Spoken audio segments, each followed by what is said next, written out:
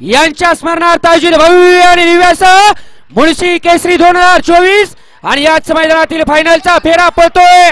कोण होतो 1 नंबरचा मानकरी? नाव त्याचं